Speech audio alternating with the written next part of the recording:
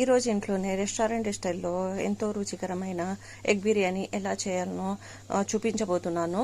ఒకసారి తిన్నారనుకోండి, తర్వాత మళ్ళీ అదే తినాలనిపిస్తుంది. ముందుగా అయితే బియ్యంని నానబెట్టుకోవాలి.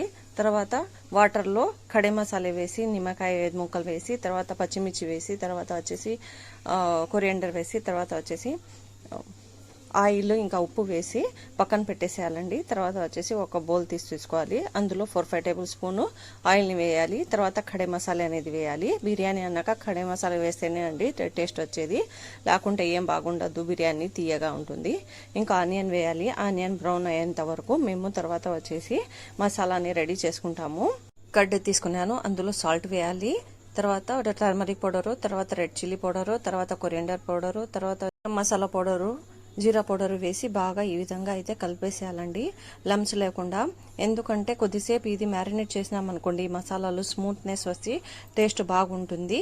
ఈ విధంగా కలిపి పక్కన పెట్టేసుకోవాలి. ఒక 10 మినిట్స్ లేకుంటే ఒక 5-7 మినిట్స్ అయినా పెట్టేయాలి. ఇప్పుడు ఈ బ్రౌన్ అయిపోయింది చూడండి ఆనియన్ అయితే. ఇదైతే అల్లం వెల్లుల్లి పేస్ట్ అయితే వేసాను. ఇది కూడా కొద్దిగా వేయించుకోవాలి, ఎందుకంటే పచ్చివాసన వెళ్ళాలి కదా, అప్పుడు దాకా వేయకూడదు. టొమాటోస్ అయితే వేసాను. ఒక చిన్నవి ఉంది కాబట్టి 2 వేసాను. అదే పెద్దది అయితే ఒకటే వేసుకోవచ్చు, మీడియం సైజ్ది. ఇంకా ఉప్పు వేసాను, ఎందుకంటే అది మెల్ట్ అవ్వడానికి. ఈ విధంగా కొద్దిసేపు అయితే వేయించుకున్నామనుకోండి, మెల్ట్ అయిపోతాయి. తర్వాత ఈ మసాలాలన్నీ ఎత్తి ఇందులో వేసేసుకోవాలి. ఏమంటే కడ్లో కలిపి పెట్టినాం కదా అవంతా, దీన్ని కూడా ఆయిల్ వదిలేంత వరకు కుక్ చేసుకోవాలి. మసాలాని లిడ్ పెట్టి కొరియాండర్ వేసాను. తర్వాత వచ్చేసి మీ దగ్గర ఉంటే కసూరి మేతి కూడా వేసుకోవచ్చు. నా దగ్గర లేదు కాబట్టి నేను వేయలేదు. ఈ విధంగా అయితే కలిపి మీరు లిడ్ పెట్టి ఒక 5 to 10 మినిట్స్ వరకు ఆయిల్ వదిలేంత వరకు కుక్ చేసేసుకుంటాము. అంత లోపలే ఈ బాయిల్ చేసుకున్న ఎగ్స్ని పీల్ తీసేసుకుంటాం. ఈ విధంగా అయితే దీన్ని కూడా కొద్దిసేపు మ్యారినేట్ కోసం పెట్టేయాలి. ఉప్పు వేసాను.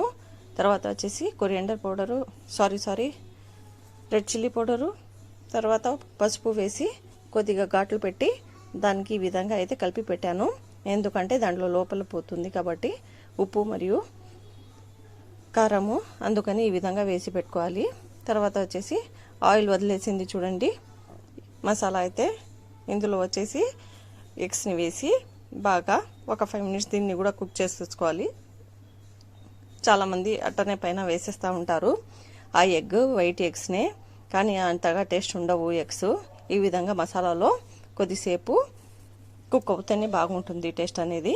తర్వాత చూడండి ఇందులో నుంచి ఇవన్నీ పక్కకు తీసేసుకోవాలి, ఎందుకంటే ఇది బియ్యం వేసేయాలి కదా, అందుకోసమని తునిగిపోతాయి కదా, అందుకని. తర్వాత నేను రైస్ కోసం అయితే పెట్టేసాను చూడండి వాటరు.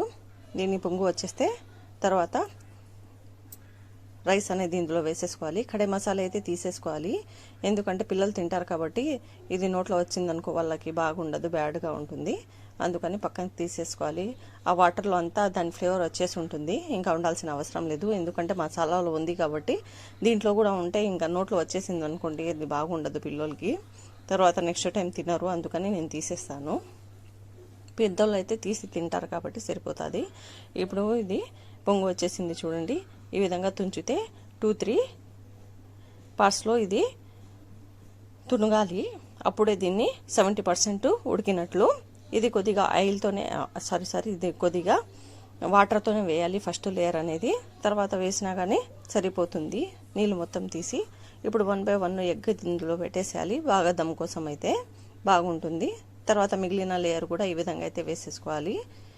ఇంకా నెయ్యి నేను ఫస్ట్లో వేయలేదు కాబట్టి ఇప్పుడు పైన వేస్తున్నాను. నెయ్యి అయితే కంపల్సరీగా వేయాల్సిందండి. ఇంకా దీని మీద బ్రౌన్ ఆనియన్ కానీ, ఇంకా కొరియాండర్ కానీ, ఇంకా వచ్చేసి ఇదైతే ఫుడ్ కలరు. ఇంకా మీరు స్కిప్ కావాలంటే టర్మరిక్ పౌడర్ కూడా వేసుకోవచ్చు కలర్ కోసము. ఇంకా కలర్ వద్ద ఉంటే దాంట్లో ఉంటుంది కలర్, అదే సరిపోతుంది. ఇంకా దమ్ అయితే పెట్టేసుకోవాలి. ఒక 7 మినిట్స్ అయిపోయిందండి దమ్ము.